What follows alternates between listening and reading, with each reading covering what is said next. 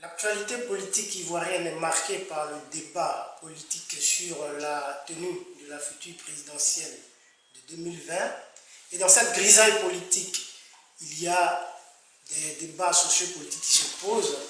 Des partis politiques qui étaient alliés hier, aujourd'hui se voient en chien de faïence. Le Parti démocratique de Côte d'Ivoire, le PDCI, fondé par Feu Félix Houphouët-Boigny, allié au Rassemblement des Oufouettistes pour la démocratie et la paix, le RHDP, aujourd'hui sont opposés. Et c'est dans cette grisaille politique que nous recevons notre invité de ce jour, M. Basile Gouali Dodo. Il est notamment membre du bureau politique du PDCI, mais aussi candidat à la candidature à la future présidentielle de 2020. M. Basile Gouali Dodo, bonjour. Bonjour. Alors, ma première question est celle-ci. Comment vous vous sentez dans toute cette grisaille politique ivoirienne aujourd'hui, vous qui étiez allié du RHDP aujourd'hui à l'opposition? Personnellement, moi je me sens bien. Et puis au niveau du PDCI, RDA, donc, qui était allié au RDR en ce temps, donc qui était dans le groupement politique appelé RHDP, le PDCI se sent très bien. Aujourd'hui, vous êtes dans l'opposition. Vous vous sentez bien donc dans cette opposition, dans cette nouvelle posture? Écoutez, nous nous sentons très bien parce qu'aujourd'hui, un parti se crée pour pouvoir reconquérir le pouvoir d'État. Et le PDCI RDA qui a fondé la Côte d'Ivoire avec Félix Houphouët-Boigny, le PDCI RDA qui a créé la Côte d'Ivoire, qui est la base de cette Côte d'Ivoire que tout le monde connaît, le PDCI doit reprendre le pouvoir d'État pour se mettre effectivement au service de tous les Ivoiriens. Et donc c'est le combat que nous devons mener, le combat de la reconquête du pouvoir d'État. D'accord. Ce combat pour la reconquête du pouvoir d'État, vous l'aviez annoncé il y a quelques années devant vos parents à Vavois, c'est dans le centre-ouest du pays, et vous aviez devant ces parents-là annoncé votre candidature à la candidature du PDCI RDA pour les élections présidentielles 2020. Aujourd'hui, où en est-on avec ce projet?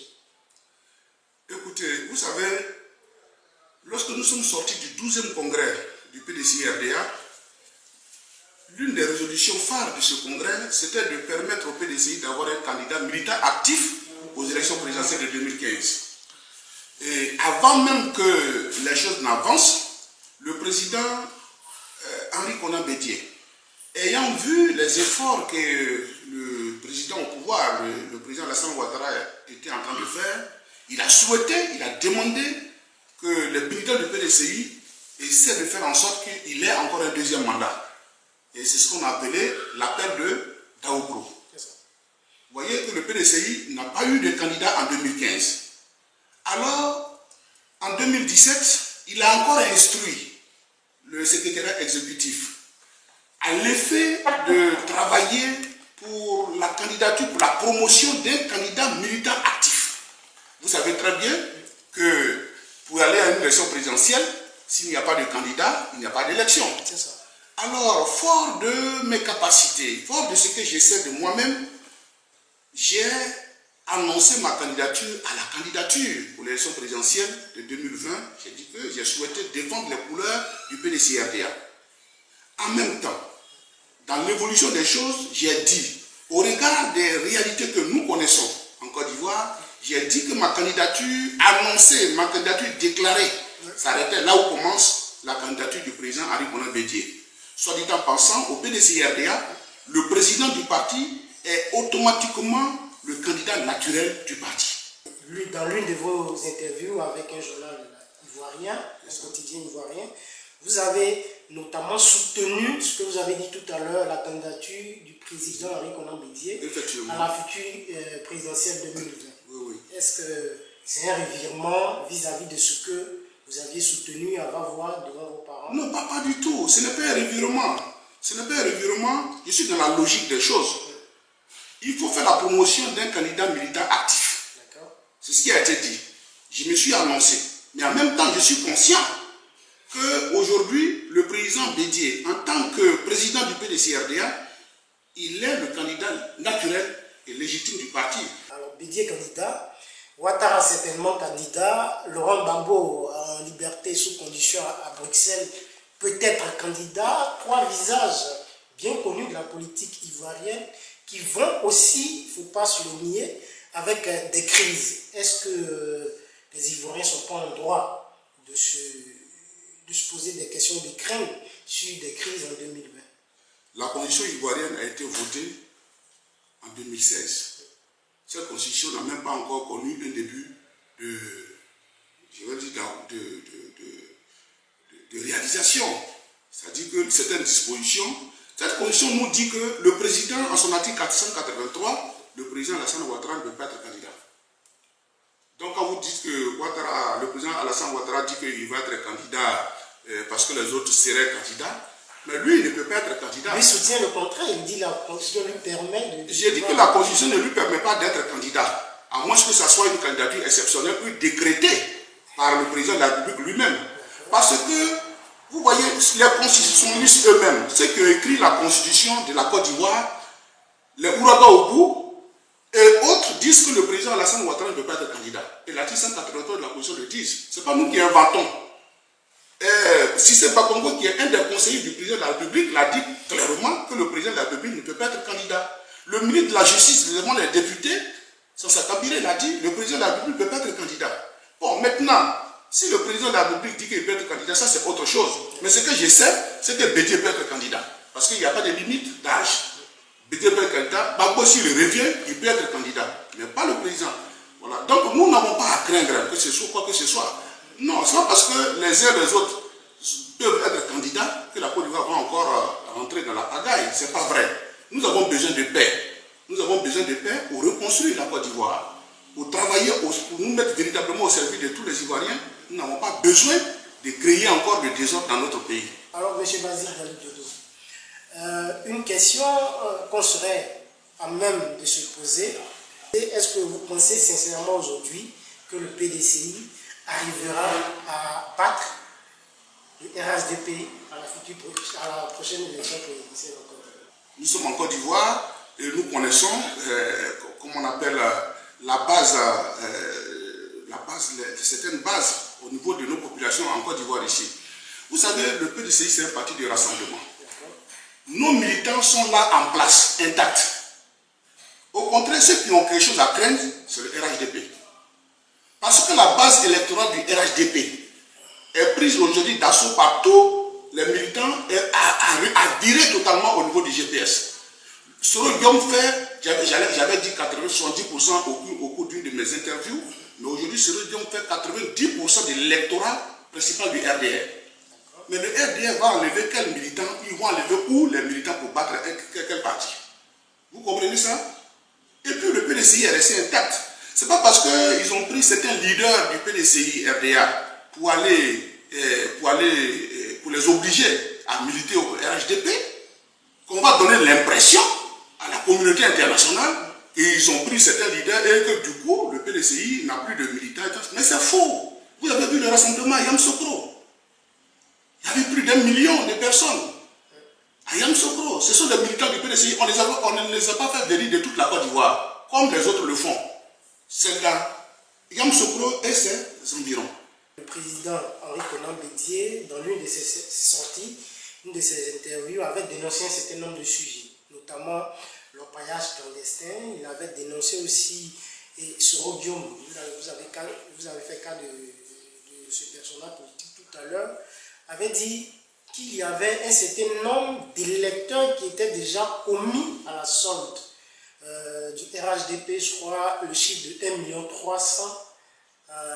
a été annoncé, même par Boni Claverie, par un certain nombre d'hommes politiques en Côte d'Ivoire, notamment Soro Guillaume et Daniel Boni Claverie. Dans ces conditions-là, est-ce qu'il n'est pas suicidaire d'aller aux élections? Je vous dis, ce sont des déclarations fantaisistes. C'est pas Boni, c'est ni Boni Claverie ni les autres. C'est le secrétaire exécutif du RHDP, le ministre Bitogo Adama, qui l'a dit. Voilà. Ce n'est ni Boni Claverie, ni... Et ils en ont parlé peut-être pour critiquer. Mais c'est ce qu'on appelle ça des déclarations, pour donner l'impression qu'on a des militants. Je suis en train de vous dire la base du PDCI. Soro Guillaume fait 90% de l'électorat traditionnel du RHDP. Autrement dit, on n'a pas à se frayer. Il ne faut pas tenir compte de ces déclarations fantaisistes et électoralistes. Vous voyez, quand on va à la guerre, on ne dit pas qu'on va perdre. Mais c'est ce qu'ils sont en train de faire. Vous savez très bien que le combat de la Côte d'Ivoire, c'est d'aller à la réconciliation. Le combat aujourd'hui que nous devons mener en Côte d'Ivoire, c'est d'aller à la réconciliation. On ne peut pas accepter que les uns et les autres soient en prison, ainsi partout, et puis voilà. Et c'est le PDCI-RDA. Aujourd'hui, le parti qui n'est pas en belligérance avec aucun autre parti, qui peut aujourd'hui réconcilier les Ivoiriens. Voilà. Alors, revenons sur les élections présidentielles 2020. Oui. Est-ce que pour vous, en tant que membre du bureau politique, les conditions de cette élection-là sont réunies pour inviter les Ivoiriens à aller voter?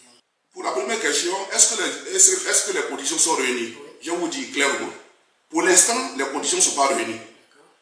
Parce que pour aller aux élections, il faut une commission électorale consensuelle, véritablement indépendante. Mais pas cette commission électorale qui n'est constituée que par des supporters du RHDP. Ça ne se fait pas. Dans un pays qui est important, comme la Côte d'Ivoire, il faut aller à l'essentiel en faisant une commission électorale dans laquelle tout le monde est partie prenante. Voilà. Tous les autres partis ne sont pas dedans. Les uns et les autres ont décrété une commission électorale et puis ils disent aller aux élections. Donc les conditions pour ce cas-là ne sont pas réunies. Il faut que je le dise. Et vous comptez quand même aller à ces élections, même si ces conditions ne sont pas réunies? Je vous dis, le PDCI ira aux élections présidentielles parce que le PDCI va gagner ces élections. Malgré les conditions qui ne sont pas réunies? Les conditions seront réunies. D'accord. Voilà, les conditions seront réunies. Attendez, vous allez voir, les conditions seront réunies. Monsieur Bazik Walidlo, revenons à la candidature du président du PDCI, M. Henri Konan Bédié. Au cas où cette candidature était invalidée, parce qu'il faut s'attendre néanmoins peut-être à ça, quel serait votre plan B, vous au PDCI? La candidature du président Henri Konan Bédié ne sera jamais invalidée, parce que c'est le choix du PDCI-RDA. La convention est déjà déclarée du 12 au 14 juin. Je suis déjà en campagne pour le président Bédié. Le chef de l'État a fait mention dans l'une de ses adresses qu'il y avait quelques articles à revoir dans la Constitution. Monsieur le journaliste, aucun article n'est à revoir dans la Constitution. Vous savez, il faut tirer des leçons de l'histoire. On ne peut pas changer les règles du jeu à 3 ou 4 mois, voire 5 mois des élections à venir. Ça ne se fait pas. Vous comprenez, tout comme moi, en Côte d'Ivoire ou en Afrique, ce qui a fait venir Blaise Compaoré en Côte d'Ivoire. Vous savez ce qui se passe un peu en Guinée. Ce sont les changements des dispositions de la Constitution pour favoriser soi-même, pour ceux qui sont au pouvoir. Ça ne se fait pas. Voilà. La liberté réside dans le respect des lois que nous sommes donnés. Et si le chef de l'État prenait ces dispositions, est-ce que le PDCI... Je conseille au chef de l'État de ne pas prendre ce genre de décisions. Et s'il le faisait? Il ne le fera pas parce qu'il écoute quand même ses militants. Nous sommes des Ivoiriens. Il connaît la Côte d'Ivoire. Je pense qu'il connaît l'esprit des Ivoiriens. Et donc, en tant que tel, je ne suis pas sûr qu'il le fera. Parce que je suis en train de vous dire, il faut tirer les leçons de l'histoire. L'actualité ivoirienne a également été marquée par le retour manqué de l'ancien président du Parlement ivoirien, de l'Assemblée nationale, M. Guillaume Soro, aujourd'hui président de Génération et Peuple Solidaire, GPS. Le 23 décembre dernier, son avion n'a pas pu atterrir en Côte d'Ivoire. Il est retourné aujourd'hui en exil en France, où il essaie de réorganiser son mouvement politique. Quelle analyse vous faites sur ce retour manqué de Guillaume Soro? Je dis simplement que pour ce que nous avons connu en 2010, pour cette grave crise que notre pays a traversée, le maître mot, c'est la réconciliation. Je voudrais donc inviter les uns et les autres à poser des actes de réconciliation. Parce que j'ai suivi un peu tout ce qui s'est passé. Je pense qu'on doit tous avoir raison garder. Voilà. Celui avec qui on a collaboré pendant longtemps, c'est le président Alassane Ouattara. Il dit que Guillaume Soro, c'est son fils. Il peut avoir, un père peut avoir maille à partir avec son fils. Un fils peut avoir maille à partir avec son père. Parce qu'il peut arriver des incompréhensions. Mais il faut que tout cela s'arrange pour que la Côte d'Ivoire reste un pays de paix. Voilà, moi c'est mon mot. Parce qu'il faut la paix. Il faut cette réconciliation tant recherchée par les Ivoiriens. J'ai dit à un de vos collègues que la Côte d'Ivoire c'est l'Afrique en miniature. Il y a des millions de Burkinabés en Côte d'Ivoire, il y a des millions de Maliens en Côte d'Ivoire, des millions de Nigériens. Nos frères d'Afrique viennent en Côte d'Ivoire. Il faut que la Côte d'Ivoire soit un pays qui vive dans la paix, de telle sorte que chacun puisse travailler et puis amener un peu ce qu'ils ont eu dans leur propre pays. C'est ce que nous voulons. C'est comme ça que vous fouez, c'est l'image que vous pouvez donner de la Côte d'Ivoire. D'accord. Nous sommes pratiquement à 9 mois de la prochaine élection présidentielle en Côte d'Ivoire. Le moins qu'on puisse dire, c'est que les tensions sont plus ou moins vives en Côte d'Ivoire, à écouter certains leaders d'opposition et même au pouvoir. La marche de l'Église catholique fait partie aussi de l'actualité. L'Église catholique qui avait prévu marcher pour prier pour la paix en Côte d'Ivoire le 15 février prochain. Cette marche a été annulée à la dernière minute par les responsables ecclésiastiques. Parce que pour eux, il y avait des risques d'infiltration. Quelle est votre analyse, vous qui êtes un chrétien, je suppose catholique? Effectivement, je suis chrétien catholique de la paroisse Notre-Dame de l'Incarnation, ici à la Riviera Palmeraie. Ce que je voudrais dire, vous voyez, il y a des comportements qui ne concourent pas à la paix. L'Église catholique voulait faire une marche priante. Peut-être que le mot marche a effrayé le parti au pouvoir. Sinon, c'est une procession. Ça se fait tout le temps à l'église. On fait des processions, on se met dans un lieu A, et puis ensemble, on converge vers l'église. C'est comme ça qu'on fait. Donc, on a voulu faire une procession. Moi, je suis de l'église catholique. Donc, je pense que ce qu'ils voulaient faire, c'est de faire cette procession depuis la place de la République. Mais c'est une marche pour la paix. Pour prier pour la Côte d'Ivoire, pour qu'il y ait la paix. Mais celui qui a contre cette marche, ça signifie que lui veut la guerre ou bien. Vous comprenez ça? Et puis en plus de cela, mais des hommes religieux réfléchis, qui organisent une marche, qui ne veulent pas donc amener la guerre en Côte d'Ivoire, on envoie des microbes en costume venir insulter le cardinal, venir insulter les hommes religieux. Ça ne se fait pas. Ça ne se fait pas dans un pays aussi laïque. Ça ne se fait pas. C'est la raison pour laquelle je dis il faut que les uns et les autres sachent raison garder. On ne peut pas pousser des jeunes gens à venir sur les réseaux sociaux pour leur dire d'insulter des hommes religieux. Ce n'est pas bien.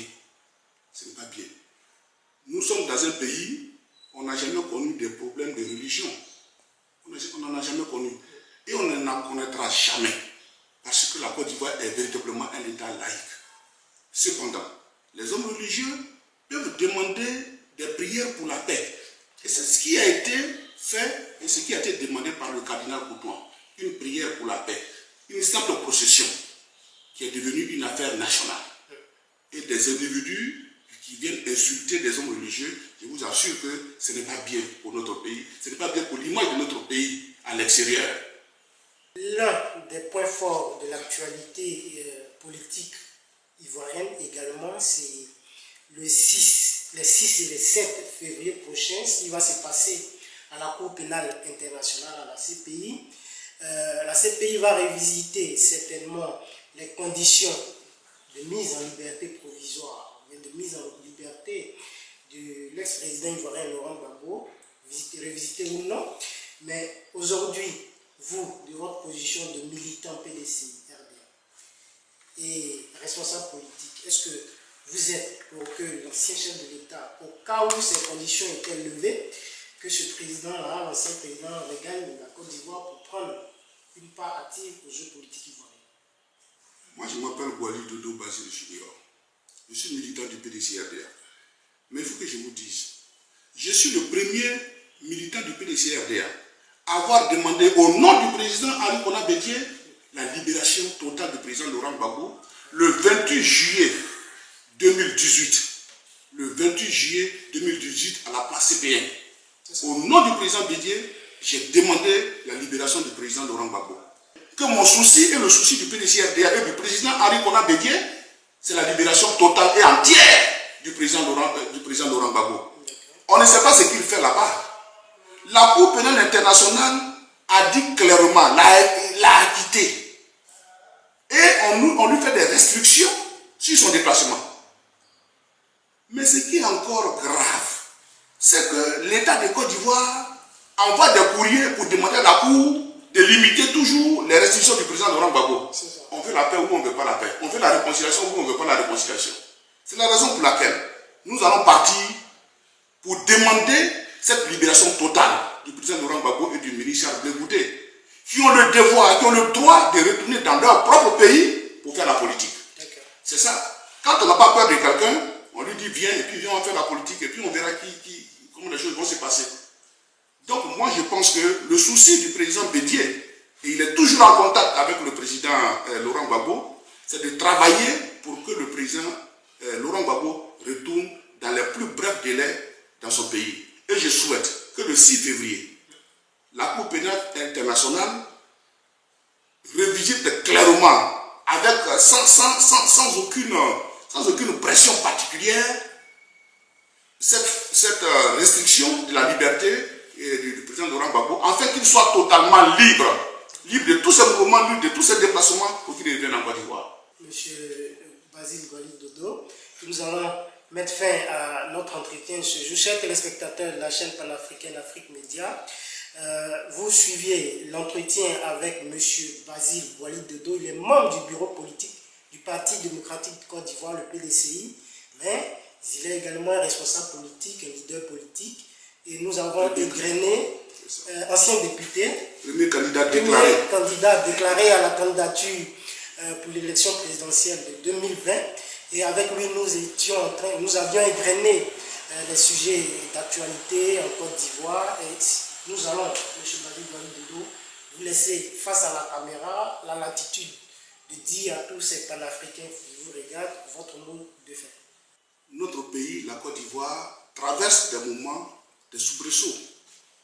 Mais je voudrais rassurer les uns les autres que la Côte d'Ivoire s'en sortira dans la paix. Parce que notre combat, le combat que nous menons, le combat qui est juste, c'est le combat de la réconciliation.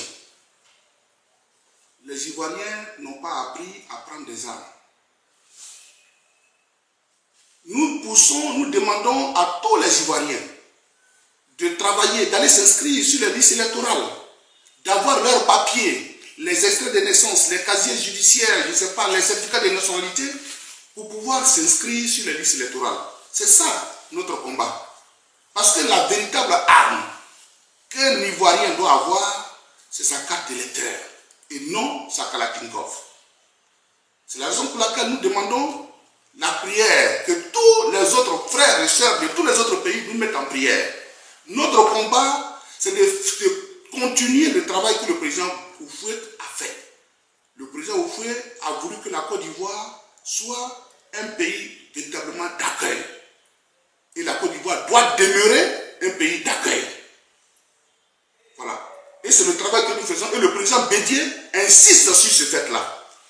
C'est la raison pour laquelle je voudrais rassurer la communauté internationale et demander à la communauté internationale d'intervenir dès maintenant dans le débat politique en Côte d'Ivoire.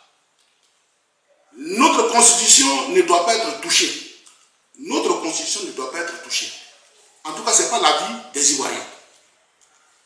Il faut permettre aux uns et aux autres d'être candidats librement. Et ceux qui ne peuvent pas être candidats ne doivent pas être candidats par la force. Voilà un peu ce que je demande. Et que la communauté internationale, au lieu de venir jouer les pompiers après, je leur demande à la France, aux pays africains, à la CEDEAO, d'intervenir dans le débat en Côte d'Ivoire. D'intervenir dans le débat en Côte d'Ivoire parce que nous avons besoin d'un pays en paix. Nous avons environ 4 millions de Burkinabés en Côte d'Ivoire. Nous avons 1 à 2 millions de Maliens, de Guinéens. Mais il faut que ces gens-là vivent dans la paix dans ce pays qui est leur pays d'accueil. N'est-ce pas? Et nous sommes heureux de vivre en parfaite harmonie avec nos parents qui viennent des autres pays. La Côte d'Ivoire, c'est comme ça. Les Ivoiriens, c'est comme ça. Ils sont enthousiastes. C'est une terre d'accueil. Mais pour cela, ils doivent penser à tout cela et venir intervenir. Je demande au président Macky Sall d'intervenir. Je demande au président du Nigeria d'intervenir. Je demande à tous les présidents, Roch Christian Kaboré, à tous les présidents d'intervenir dans le débat politique en Côte d'Ivoire pour que les choses se passent très bien. Je demande au président français, Macron, d'intervenir dans le débat politique en Côte d'Ivoire. Ce n'est pas une ingérence, parce que nous voulons la paix. On n'a plus besoin que les casques bleus viennent dans notre pays. Nous voulons faire une élection consensuelle, une élection où celui qui a perdu saura effectivement qu'il a perdu. Et celui qui a gagné sera fier d'être l'élu et sera félicité par celui qui a perdu. Mais il y a une chose qui est claire, c'est le PDCI RDA, parti créé par Otto Boigny, qui va reprendre le pouvoir d'État au soir du 31 octobre 2020 avec le président Aimé Henri Konan Bédié. Notre combat, c'est de l'accompagner dans cette phase de rassemblement des Ivoiriens, dans cette phase de réconciliation des Ivoiriens. En tout cas, je vous remercie, chers frères panafricains, je vous remercie et je vous demande de mettre la Côte d'Ivoire en prière.